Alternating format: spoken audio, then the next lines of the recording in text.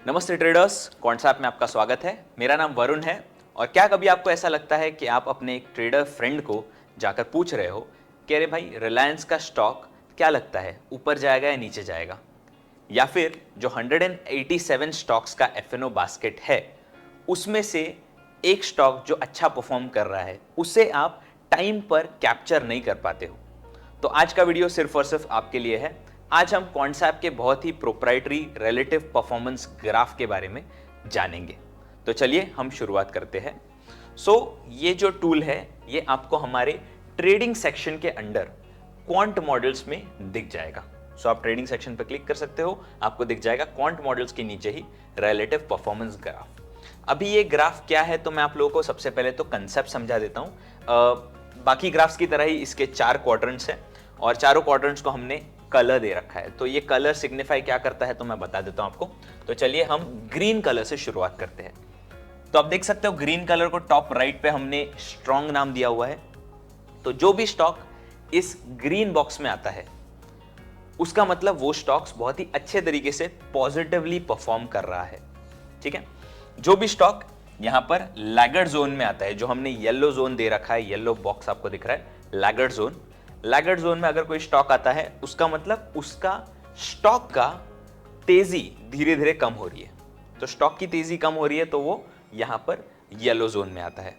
फिर यहां पर आपको दिख रहा है रेड जोन, जो है वीक जोन। तो जो भी स्टॉक इस रेड बॉक्स में आता है, उसका मतलब है कि वो स्टॉक बिल्कुल भी अच्छे तरीके से परफॉर्म नहीं कर रहा है, बहुत ही वीक परफॉर्म कर रहा है। और फिर finally we have the blue zone, जो ब्लू बॉक्स आपको दिख रहा है, प्रोग्रेसिव जोन। ये है इंप्रूवमेंट एरिया। तो जो स्टॉक यहां पर आता है, दैट मींस उसका परफॉर्मेंस धीरे धीरे इंप्रूव हो रहा है। तो ये 4 क्वाड्रेंट्स आपको दिखते हैं।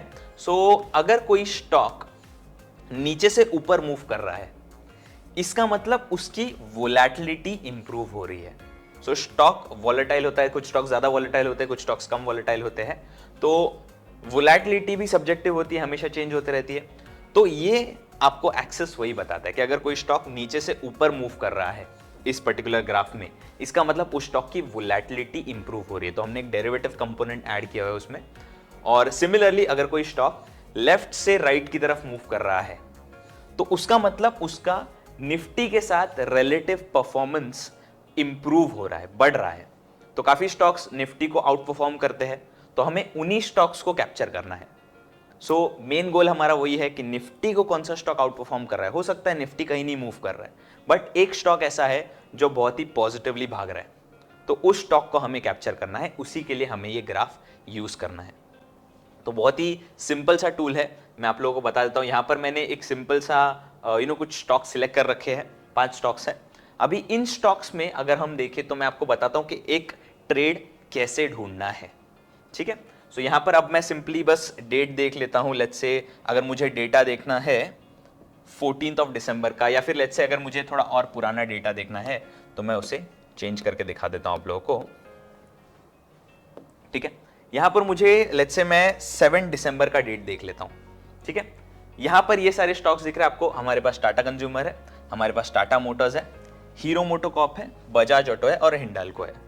तो ट्रेडिंग आइडिया ऐसा है, अगर कोई भी स्टॉक रेड से ब्लू जोन में जा रहा है ना, कोई भी स्टॉक अगर रेड से ब्लू जोन में जा रहा है, तो ब्लू जोन हम बाई जोन बोलते हैं। कि अगर ब्लू जोन में कोई स्टॉक जा रहा है, तो उस स्टॉक में हम एक बुलिश ट्रेड बनाते हैं, बिकॉज मॉडल ऐसा इंडिकेशन दे रहा है कि उस स्टॉक का परफॉर्मेंस इंप्रूव हो रहा है। क्योंकि फर्स्टली तो स्टॉक नीचे से ऊपर जा रहा है, मतलब उसकी वोलेटिलिटी इंप्रूव हो रही है।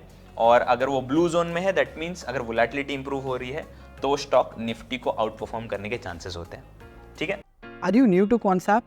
Sign up to the application from the link in the description box below and avail a special benefit. यहाँ पर फिर टाटा कंज्यूमर हमें दिख रहा है।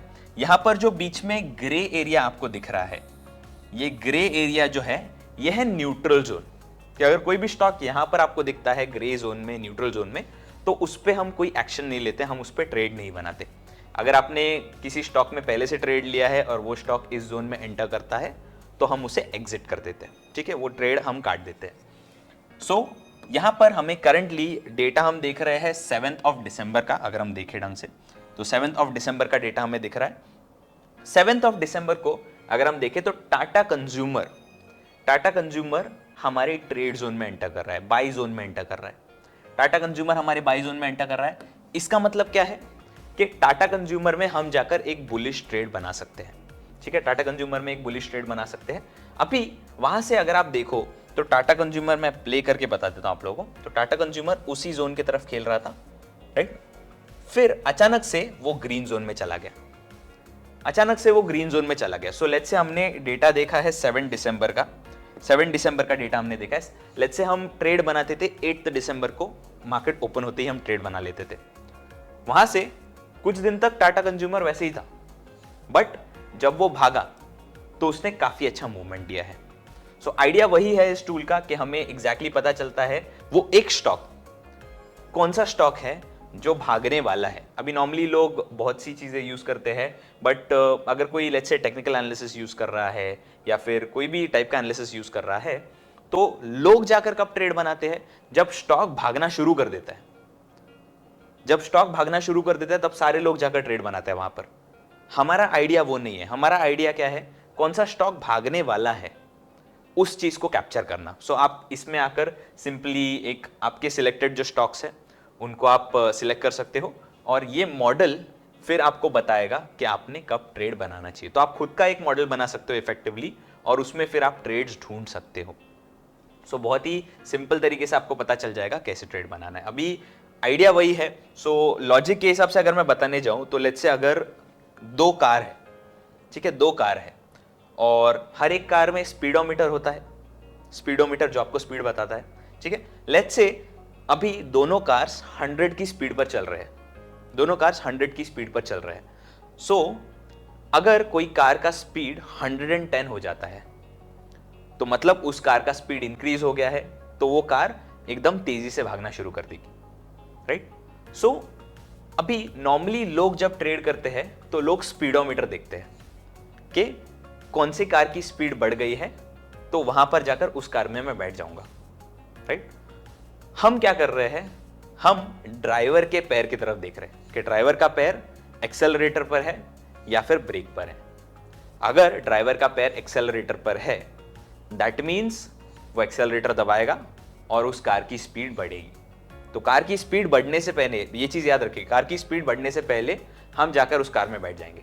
सो वही चीज आप स्टॉक से कोरिलेट कीजिए। स्टॉक का मोमेंटम या फिर स्टॉक में मूव आने से पहले हम कैप्चर कर रहे हैं कि या एंटिसिपेट कर रहे हैं कि स्टॉक कहां पर भागने वाला है।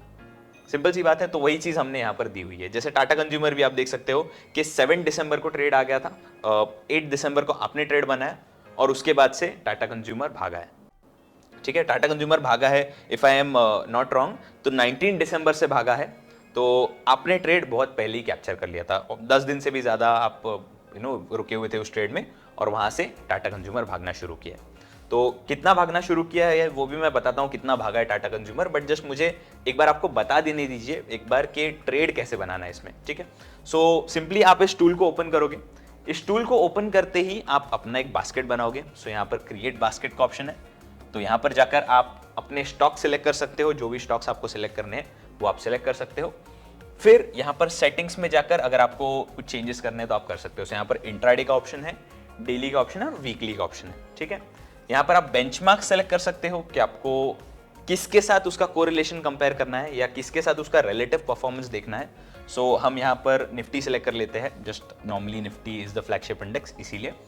फिर यहाँ पर बाकी चीज़ें अगर आप स्टैंडर्ड रखोगे तो भी चल जाएगा, बाकी चीज़ें जो डिफॉल्ट सेटिंग्स है उस पर आप रख सकते हो and then you can just click on continue. तो आपका बास्केट जो है वो सेव हो जाएगा और फिर आपको ये टूल यूज़ करने में बहुत ही सिंपल तरीके से पता चल जाएगा। सो ट्रेड आइडिया में फिर से बता देता हूँ, अगर कोई स्टॉक रेड से ब्लू में जाता है तो हम उसमें एक बुलिश ट्रेड बनाएंगे।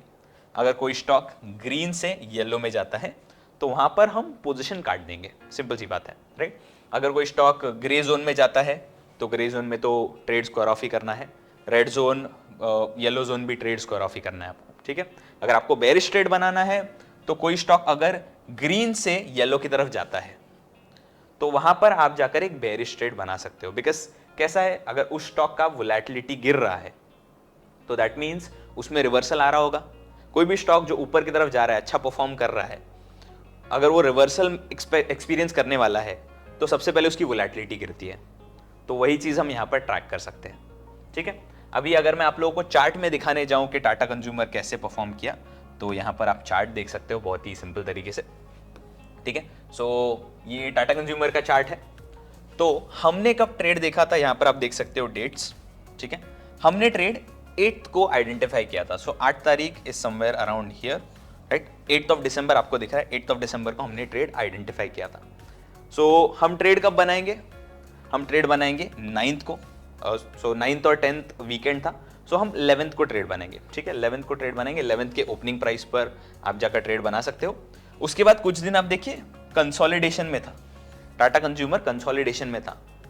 19th से ब्रेकआउट आया और वहां से स्टॉक भागना शुरू किया। सो नॉर्मली अगर कोई टेक्निकल एनालिसिस कर रहा है तो यहां पर दिख रहा है लोगों को कि ब्रेकआउट आया है, बट ब्रेकआउट भी काफी बार सस्टेन नहीं कर पाता। तो इसीलिए लोग जब ट्रेड बनाएंगे प्रॉबेबली यहाँ पर कहीं पर ट्रेड बनाएंगे, या फिर यहाँ से ऊपर जाकर नीचे गिरा स्टॉक तो वहाँ पर भी ट्रेड नहीं बनाएंगे, फिर कहीं यहाँ पर जाकर लोग ट्रेड बनाएंगे। सो पूरा बाजार जाकर यहाँ पर ट्रेड बना रहा है। आप कहाँ पर ट्रेड बना रहे हो, यहीं पर। जब स्टॉक कंसोलिडेट कर रहा है तभी आप जाकर ट्रेड बना रहे हो। सो जस्ट इमेजिन कितने पॉइंट्स का मूव आपको मिल सकता है। सो मैं आपको दिखाई देता हूँ exactly. So let's say 11th को अपने ओपनिंग पर अगर ट्रेड बनाया, ठीक है, 11 तारीख के ओपनिंग पर आपने ट्रेड बनाया, वहाँ से देखिए स्टॉक कितना अच्छा मूव किया है। सो करंटली 15% से मूव किया है स्टॉक। आप देख सकते हो मैंने 11th के कैंडल के हाई पर ट्रेड बनाया है और करंट क्लोजिंग पर मैंने क्लोज किया है। सो आप देख सकते हो 15% से स्टॉक मूव किया है। सो इसमें हम फ्यूचर्स का डेटा देख रहे हैं, बट ट्रेड तो हमें ऑप्शंस में ही बनाना है। तो ऑप्शंस में ट्रेड बनाने के लिए लोग ऑलरेडी स्ट्रैटेजीज बहुत सारी जानते हैं। आप जाकर सिंपली लॉन्ग बटरफ्लाइज कर सकते हो, या फिर आप स्प्रेड्स बना सकते हो, credit spreads, debit spreads, ratio spreads आप बना सकते हो। मैं नॉर्मली रेकमेंड करता हूँ बुल कॉल स्प्रेड या बेयर पुट स्प्रेड, बिकॉज बहुत ही सिंपल होता है, अच्छा रिवॉर्ड टू रिस्क आपको मिलता है और थीटा डीके भी उतना ज़्यादा आपको नेगेटिवली इम्पैक्ट नहीं करता है।